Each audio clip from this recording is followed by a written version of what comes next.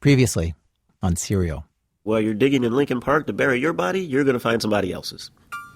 That's Lincoln Park. I walked along the edge of the log expecting to find a body real soon. I never saw one. Lincoln Park, I'm like, where is that? Do you even know where it is? Have you ever been there? Went shopping with a friend of mine, an ex-friend of mine, at 9. You know, it was not abnormal for me to leave school to go do something and then come back.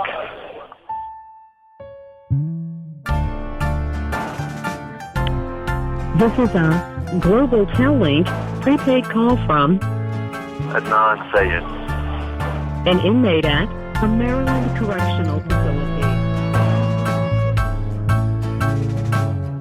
From This American Life and WBEZ Chicago, it's Serial. One story told week by week. I'm Sarah Koenig.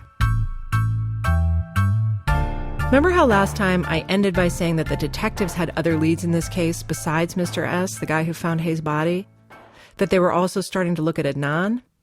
Well, the reason we know that is because of this memo. The memo was dated 12 February 1999. It's from Detective Daryl Massey to Detective Greg McGillivray. This memo he's talking about is regarding an anonymous call. That's Detective Ritz on the witness stand at trial. He's talking about how they got this anonymous call 3 days after Hayes' body was found. The call came in to Detective Massey, a Baltimore County cop.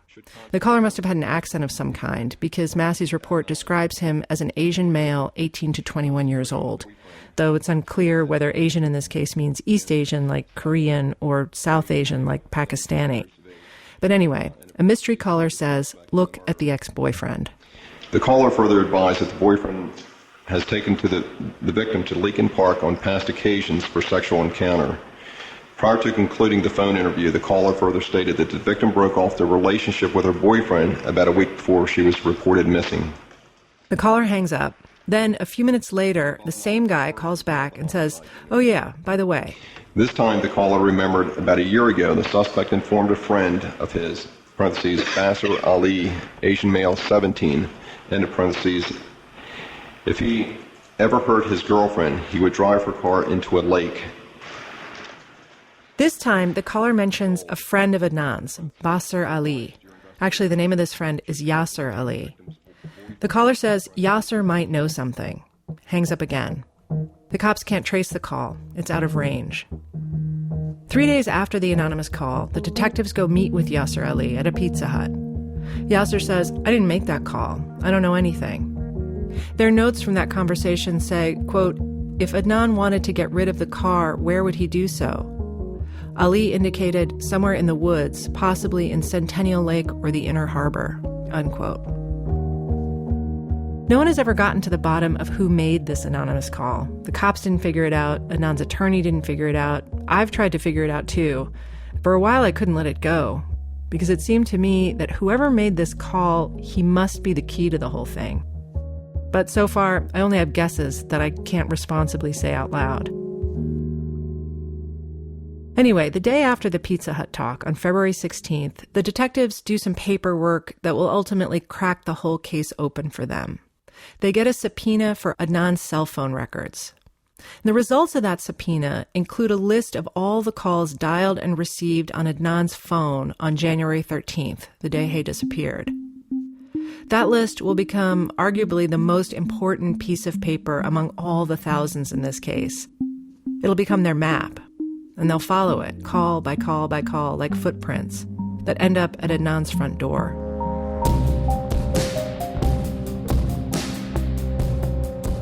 If you look at that call log from January 13th, there are 34 calls that day. Obviously, the first thing they have to do is figure out who all the phone numbers belong to, home, cell, and pager numbers. Once they do, they realize, wait a minute, one person was called 6 times that day, much more often than anyone else. That person is an 18-year-old girl named Jennifer Pusateri.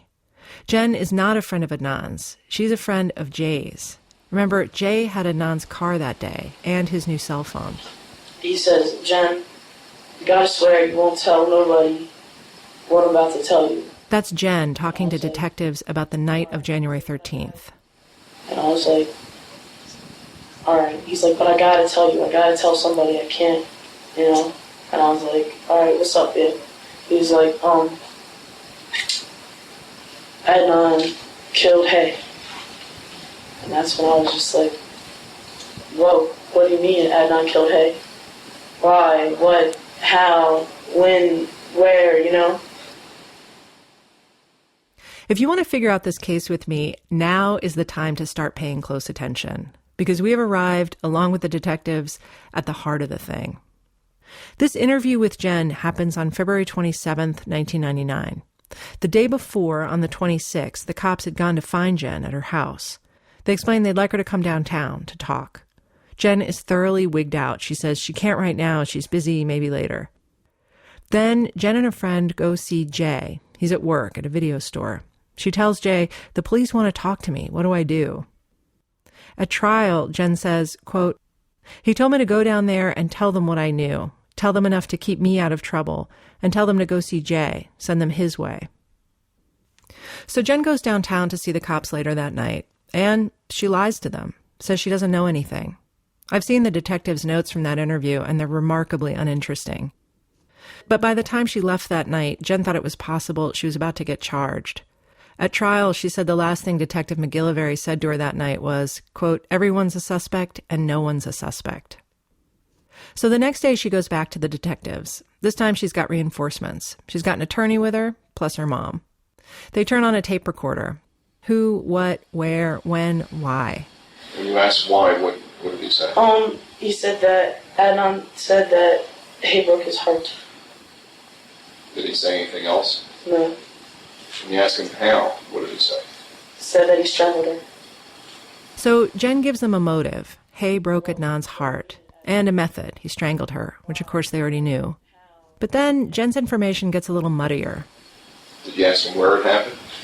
He told me, this is what he told me. Jay asked me what we should do. He said, "Do you think we should go to the police now and tell them right now?" And I said, "I don't know."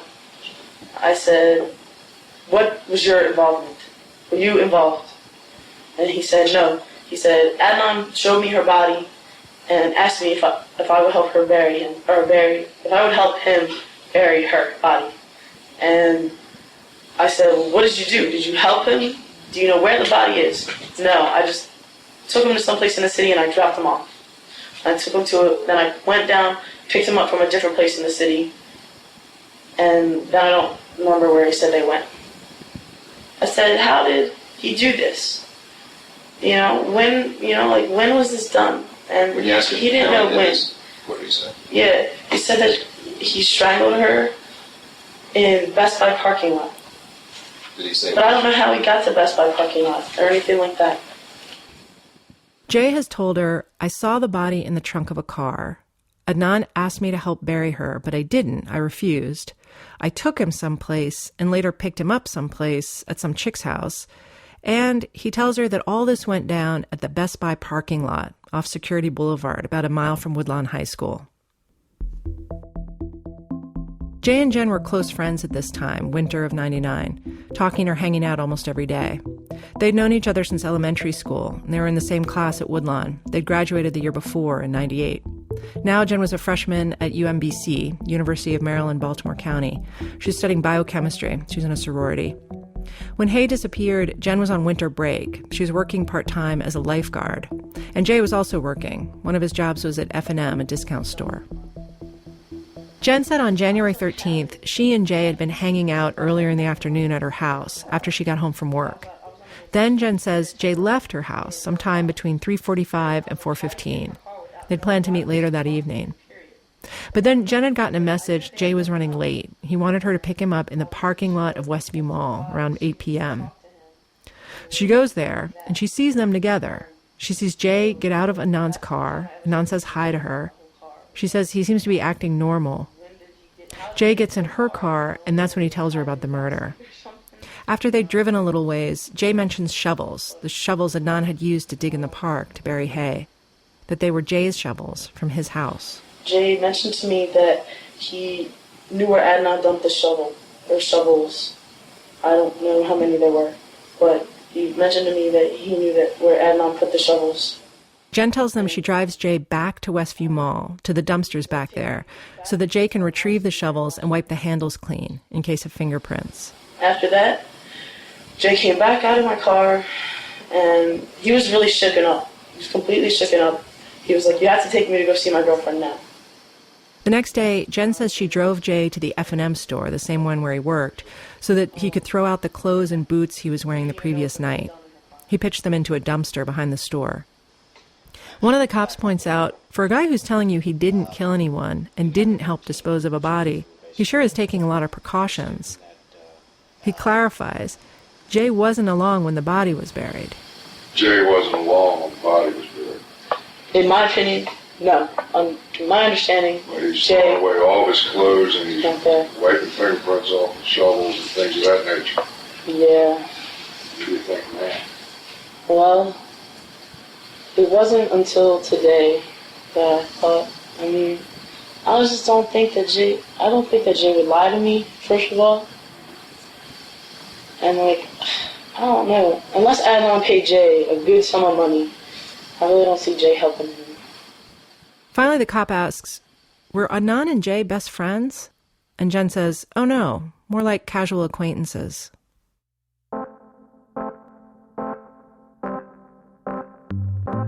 Once the detectives talk to Jen, everything happens very fast.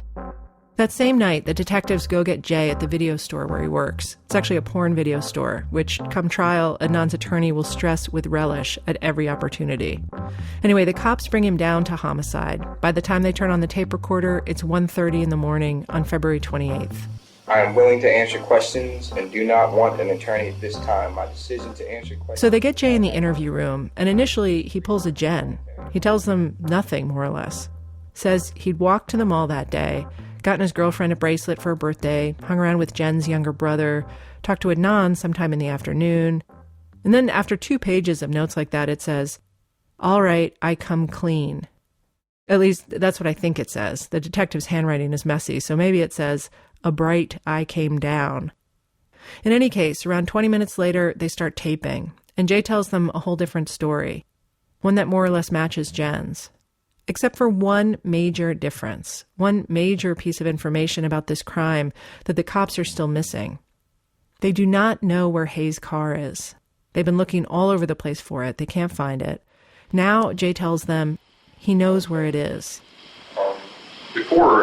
During the interview prior to turning the tape on, you stated to Detective McGilvery and myself that you'd be willing to take us out and show us where the vehicle's parked. No problem.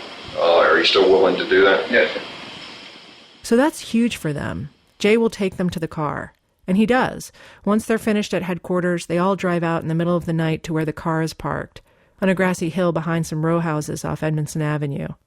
Within a few hours, they'll have a warrant for Adnan's arrest.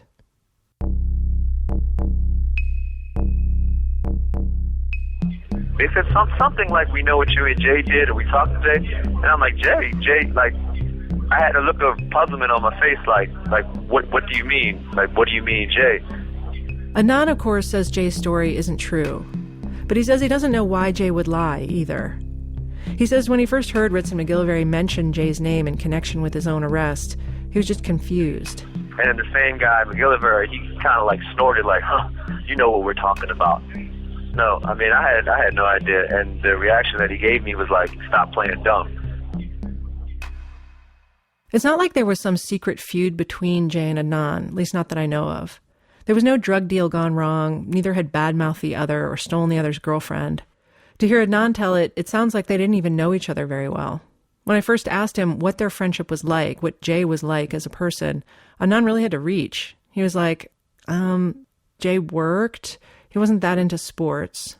I knew he generally kind of listened to like, I don't want to say white people music, but he like listened to like rock and roll, things like that, like heavy metal.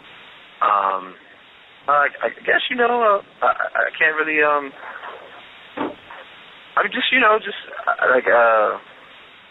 I can't, to be honest with you, I couldn't even really recall like a huge long conversation that we ever had other than like a specific subject. If you was asking me something about Stephanie or something like where we were going to go or like we're hanging out, we wouldn't necessarily like, be kicking it per se, right?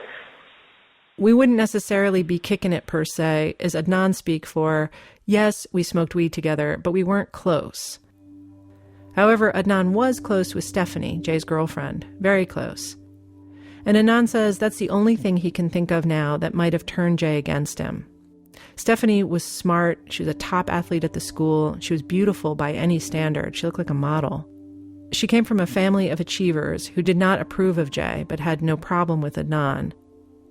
So maybe Stephanie's relationship with Adnan, how affectionate they were with each other, the constant talking on the phone, the prom prince and princess stuff, maybe that was gnawing at Jay. I don't know, I think if maybe Christina said it or someone said it. Christina was Adnan's lawyer. Like, when I was talking about how close I was with Stephanie, and they were like, and you never, looked at me like I was an idiot. Like, you never thought that this bothered Jay. I was like, no, I never, my relationship with her was like this trend. So that was kind of like an aha moment where I was like, huh. So then it kind of like, now I'm thinking about all the things, that took place between us.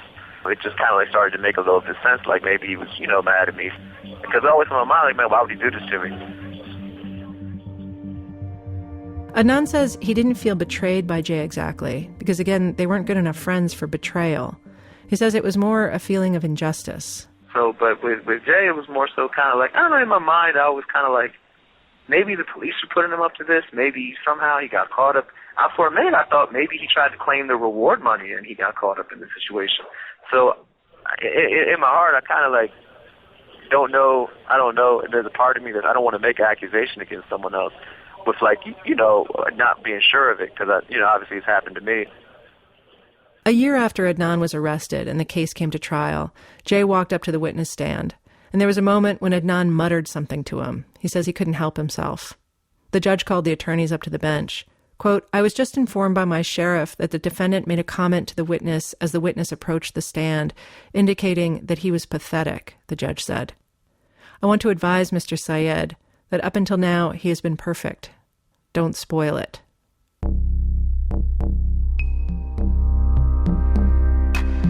In the first taped interview, the detectives asked Jay, why would Adnan turn to someone he didn't even know all that well to help him with this murder?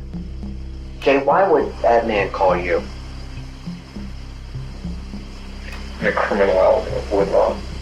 I'm the criminal element of Woodlawn, he says.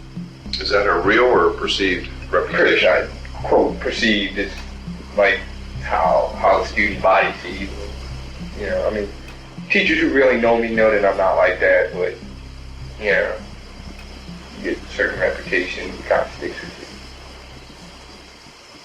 you. Because of the contacts you have with helping him get his marijuana, he thinks that you're in that element that you'd be willing to assist him in disposing of the body. I would guess so. That I would know someone or know where or something, but...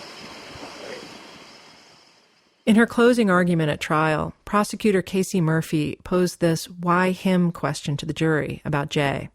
Think about it, she said. Do you really believe that the defendant, meaning Adnan, could go to one of his upstanding magnet school honor student friends or a friend from the mosque to assist him with this act? Of course not. He needed someone who behaved a little more dangerously than those people. He needed someone who took risks. The defendant hopes that you will look at Jay and say, I don't believe him. That is why the defendant chose Jay, because if something went wrong, the defendant could point the finger at Jay. This is what Jay is more or less trying to communicate to the cops. But they ask him, if you're actually not the type of guy who knows where to bury a body, then why did you help? Why didn't you go to the police instead? He gives you his car keys. He gives you his cell phone. He tells you a time that he's going to call you, that he's going to kill her, and you do absolutely nothing. Help me understand your train of thought of why you do absolutely nothing at that point. Adnan knows a lot of things about me, like to the effect of criminal activities. So, it wasn't... You're selling marijuana. So if I go to the cops and say, hey, this guy's going to kill her, he'll say, well, no, I'm not. He's crazy. But there's this drug dealer, and this is where he gets his shit from, and this is who he deals with, and he's got a rap sheet this long, and go get his ass. Well, you've never been arrested, but one time. Well, one time. You don't really have a rap sheet. On the records one time, but I got my ass kicked plenty of times more than that one arrest. plenty of times. Dogs sicked on me, frisked down in front of my own house with fucking gun points, helicopters and shit with my keys in my hand. You know what I mean? It's not just, you know, I mean, seriously, man, I've been coming home and people whipped out guns, made me lay in the street in the snow, walking in my own house, just so they can say I was the wrong dude. You know what I mean? These are police that do that? Yes. So you didn't trust any police? No. I don't, in my mind, I don't think to the presence of let's call the cops. That never crosses my mind. I could be getting shot at and I wouldn't be, let's call the cops. Okay, they say, so if you didn't want to go to the police yourself, how about making an anonymous call then? You could have done it right after he shows you the body, as you're leaving the Best Buy parking lot. When you're driving off the parking lot, why don't you stop your car and say, call the police and say, someone has just committed a murder. There's a body in the trunk of the car. I just fear, man. You don't understand, like how it is. Who are you afraid of? If you make an anonymous phone call, you could give a description of her car. You give them the tag number of the car. Can we stop for a second? Yes. Can you stop that? Well, if you have any questions, you can ask me on tape. I don't understand this line of questioning. Well, I'm trying to understand why you go through all this. At first it was just like shock, and then after that I was part of it, so I mean I couldn't just... But I'm trying to understand, Jay, what he has over you or your involvement in this is beyond belief, other than you being afraid of the police. Either he has paid you something or... Like I said, he knows I sold drugs. I mean,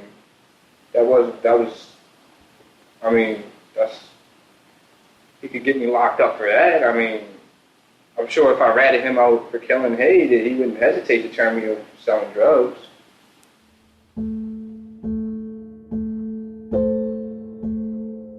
Is there anything else that you'd like to add to this? I feel bad that, you know, I didn't come forward and do anything, but I feel bad. I mean, I feel like I could stop it somehow. Maybe if I'd pay more attention or, something. I just feel bad about it. That's all I got to say. He says, I just feel bad about it. That's all I got to say.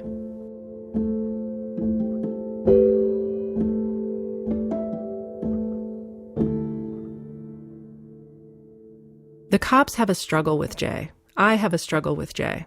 He's the biggest mystery of this whole case for me. The cops interview him at least 4 times that I know about. 2 of those are on tape. And Jay also tells this story at trial, not once but twice, because the first proceeding ended in a mistrial. So at least, say, 6 times he's told what happened. And each time, some details shift. Some of these discrepancies seem small to me and understandable, but some are significant and confounding. And that distance between where a certain detail starts and where it ends up, how far it slides and why it slides, I've spent untold hours trying to measure that distance, trying to weigh it, for clues as to what might actually be true. For example, this is from taped interview number 1. The cops are asking about what he and Anand did that morning of the 13th. He picks you up, and where do you get from that point? We headed towards Western Mall. We did a little shopping together. Now, here's taped interview number 2 from March 15th, 2 weeks later. And where did you go? We went to Security Square Mall. That's a different mall, Security Square Mall, a couple miles away. I put this one in the category of probably not a big deal, right? Maybe Jay misspoke when he said Westview initially. And there are a bunch of little things like this. For example, when they're driving around that afternoon after they've ditched Hayes' car at the I-70 park and ride. At the first trial, Jay says they both got high in Adnan's car. At the second trial, he says only he smoked. Adnan didn't want to. Then there are more significant changes, but still you can chalk them up to Jay trying to protect his friends, or trying to protect himself. In the first taped interview, Jay says they're grabbing some food at a restaurant when Officer Adcock calls Adnan asking if he's seen Hay. The next time he tells it, he says that when that call comes, they're at a friend's apartment, a friend whose father happens to be a homicide detective in another county. Jay tells the cops he'd actually been to her house 3 different times that day, but he didn't want to get her in trouble. In the first taped statement, Jay says he refused to help dig a grave for Hay. 2 weeks later, he says they both dug the hole. But then there are other changes, bigger changes, where it's harder to judge why the details shift. This one, for instance. In the first taped interview, Jay says Adnan only told him that same day that he was going to kill Hay. 2 weeks later, Jay says that Adnan had started talking about it beforehand, 4 or 5 days before. I think I'm going to kill her. Yeah, he says that a lot. Well, I conversated with him several occasions. He said that. And he says Adnan enlisted his help with the murder on the 12th, the night before Hay disappeared. In this version, Jay tells Jen about it in advance, too. But by the time Jay testifies at trial, he goes back to the first version again, that he knew nothing until the day of, and that he didn't really take it seriously.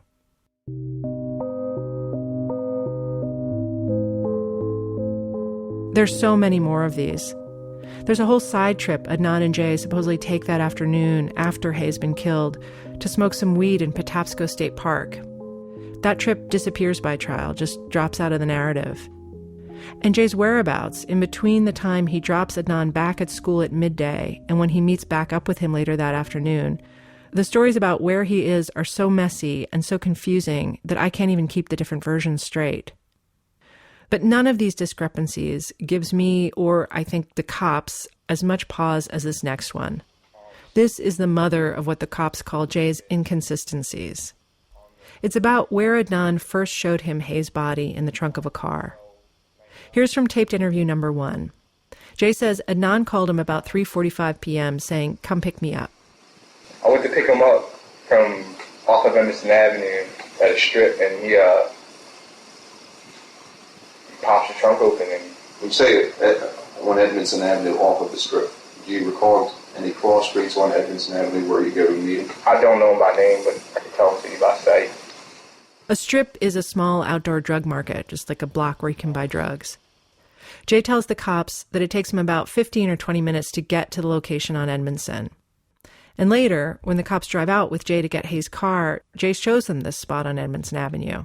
It's just a few blocks from where they ditched Hay's car, he said. Now, listen to what he says on March 15th. And while en route to your house, Yes. you receive a phone call from Adnan. Yes. On his cell phone. Yes. Which is in your possession. Yes. And the conversation was what? That bitch is dead. Come and get me. I'm at Best Buy. Best Buy, just like Jen had originally told them. This is a problem for the cops, this change, because it's not something you forget, where you were when you saw a dead body in the trunk of a car. It's not a slip of the tongue. And it's not clear what the calculation is, Edmondson Avenue versus the Best Buy parking lot. What's the advantage of one place over the other? Why tell this lie? Maybe he's just saying it because it matches Jen's story. Or did he lie to Jen in the first place and then forget? I have a friend who's worked for a long time in the Baltimore judicial system. She knows a lot of cops. And she reminded me when I was telling her about this case, cops are the most skeptical people in the world. They pretty much assume everyone is lying to them all the time. Ritz and McGillivray aren't newbies. McGillivray came from a law enforcement family. His father had been captain of the Homicide unit, in fact. And Ritz was known in the department and in the state's attorney's office as a skilled and meticulous investigator. So they're not suckers. They're taking careful note of the changes in Jay's stories. It's why they keep going back to him, to clear up the inconsistencies. In the second taped interview, McGillivray confronts Jay, ticking off a list of the main things he's lied to them about, and Jay admits to all the lies. But even so, what struck me is that they don't really press him on any of it. The most forceful McGillivray gets is in this exchange about the location of the trunk pop. He actually killed her. Yes. At Best Buy. To my knowledge. To your knowledge. Yes. You weren't present for that. No, sir. Why did you lie about the location? I figured there was cameras there, or somebody had spotted him doing what he was doing. But if you actually didn't assist in her murder, I'm associated with him. Why would you lie about because I'm the associated. location? I'm associated with him. But you did lie. Yes. Okay. Jay is saying, I figured there were security cameras at Best Buy, so that's why I lied, because I didn't want to be associated with it. What is he talking about? This is nonsensical. When he told the Edmondson Avenue version, he was already deeply associated with it. And if there were cameras at Best Buy parking lot, wouldn't that help his story? If they showed Hayes' car, or Adnan walking around, or putting Hayes' body in the trunk? But McGillivray lets it go, moves on to another point. And just so you know, as best as we can tell from workers at the store and from the former landlord, there probably weren't security cameras in the Best Buy parking lot back in 1999. And there's certainly no mention of any security footage in the police reports.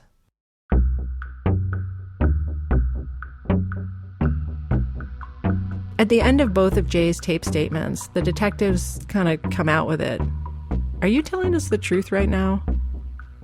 On February 28th, after Jay has told them off tape that he doesn't know anything about the murder, Ritz points out, your story has completely changed since you first came in this room.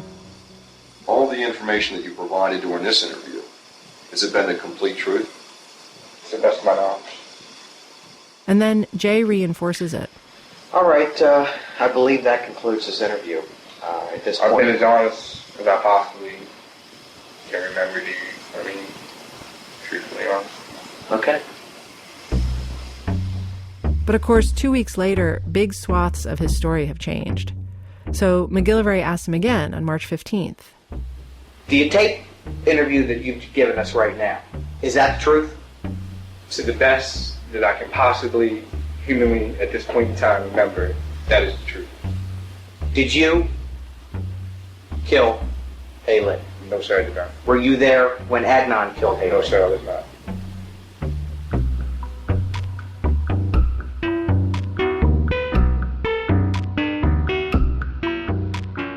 I put it to Bill Ritz when I talked to him briefly on the phone.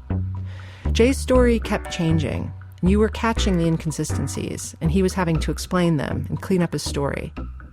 So what ultimately made you believe him? Ritz said they believed Jay's story because, quote, we were able to investigate and corroborate what he was saying, unquote. So how exactly did they corroborate it? Next time on Serial.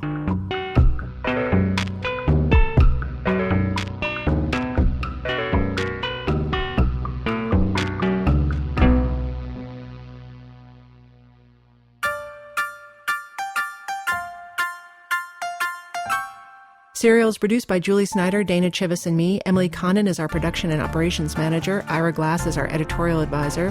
Fact-checking by Karen Fergala-Smith. Our theme music is composed by Nick Thorburn. Scoring music by Nick and by Mark Phillips, who also mixed our show. Special thanks to Gregory Collins, Rich Orris, and Lou Teddy.